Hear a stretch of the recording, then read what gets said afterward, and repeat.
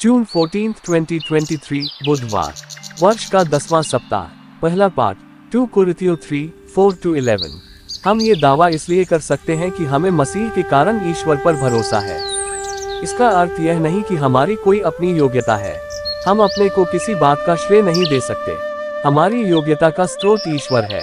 उसने हमें एक नए विधान के सेवक होने के योग्य बनाया है। और यह विधान अक्षरों का नहीं, बल्कि आत्मा का है, क्योंकि अक्षर तो घातक हैं, किंतु आत्मा जीवनदायक है। उस विधान के अक्षर पत्थर पर अंकित थे और उसके द्वारा प्राणन दिया जाता था। फिर भी उसकी महिमा में घोषणा के फलस्वरूप मूसा का मुखमंडल इतना दीप्तिमय हो गया था कि इजरायली उस पर आंख जमाने में असमर्थ थे, यद्यपि मूसा के मुखमंडल की दीप्ति अस्थायी थी। यदि पुराना विधान इतना महिमा में था, तो आत्मा का विधान कहीं अधिक महिमा में होगा। यदि दोषी ठहराने वाले विधान का सेवा कार्य इतना महिमा में था, तो दोष मुक्त करने वाले विधान का सेवा कार्य कहीं अधिक महिमा में होगा। इस वर्तमान परमश्रेष्ठ महिमा के सामने वह पूर्ववर्ती महिमा अब निस्तेज हो गई है। यदि अस्थायी विधान इतना महिमा में था, तो चिरस्थायी विधान कहीं अधिक महिमा में होगा।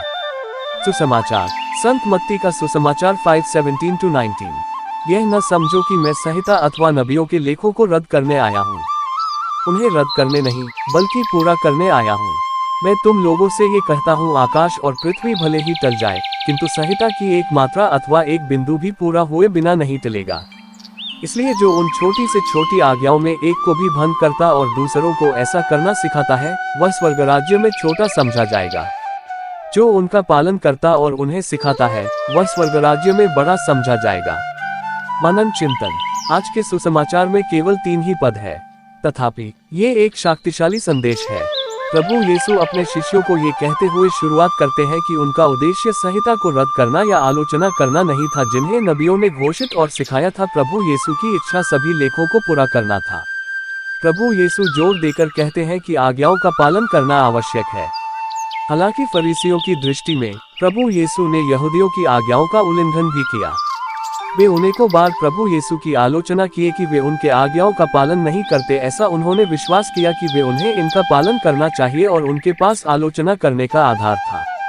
उन्होंने उन लेखों को नहीं अपनाया जैसा फरीसियों में सोचा और पालन किया। फरीसियों ने लेखों का अक्षरशः पालन किया। प्रभु यीशु हालांकि एक अलग तरह के लेख को अपनाया, प्रेम के लेख। प्रभु यीशु बहुधा यहूदियों के लेखों और परंपराओं का पालन किया। तथापि जब भी मनुष्यों की आवश्यकता की जरूरत थी, तो उन्होंने प्रेम और दया को अपनाया। प्रभु यीशु ईश्वर के लेख के अनुसार जीवन जिया। हाँ, उनके लिए सभी आज्ञाएं महत्वपूर्ण एवं आवश्यक है। प्रभु यीशु के लिए पहले 2 आज्ञाएं महत्वपूर्ण एवं आवश्यक है। प्रभु यीशु के लिए पहले 2 आज्ञाएं बाकी सभी आज्ञाओं का आधार है, ईश्वरीय प्रेम और पड़ोसी प्रेम।